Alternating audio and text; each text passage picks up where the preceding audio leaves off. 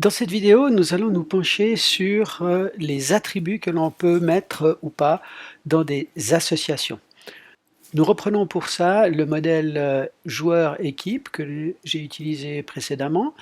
Ce modèle exprime qu'un joueur doit appartenir à une équipe, peut appartenir à plusieurs équipes. Une équipe, naturellement, peut être vide, mais surtout aura en général plusieurs joueurs.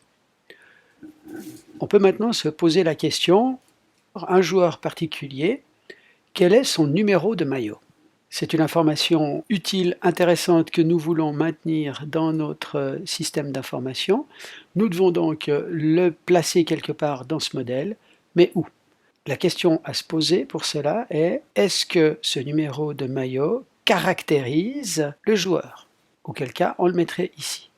Est-ce qu'il caractérise l'équipe? La réponse côté équipe est assez évidente. Non. Côté joueur, on pourrait se dire, oui, c'est le numéro 9, le numéro 10. Mais il s'avère que, jouant dans plusieurs équipes, il y a de bonnes chances pour qu'ils doivent porter un numéro différent selon qu'ils jouent avec l'équipe A ou l'équipe B.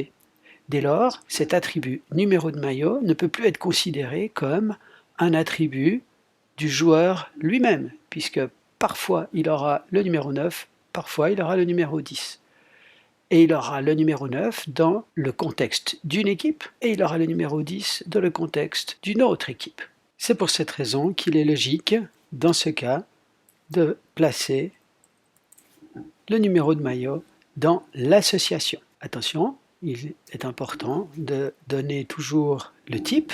Attention également à réaliser que, contrairement aux entités, il n'y a pas d'identifiant naturel dans une association et par conséquent, il n'y a pas à souligner un quelconque attribut. De la même manière, un joueur participant dans plusieurs équipes n'a pas forcément toujours le même poste. Donc là également, on pourrait avoir un autre attribut qui est le poste.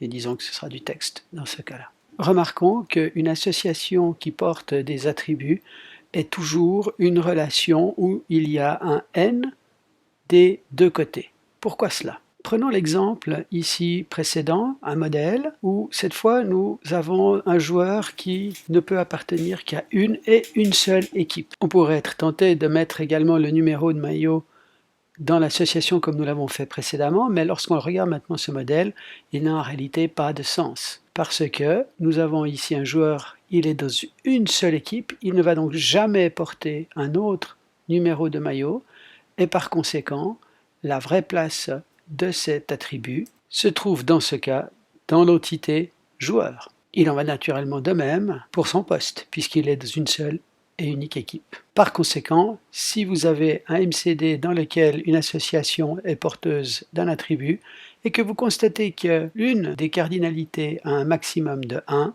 faites-les glisser du côté du 1 dans l'entité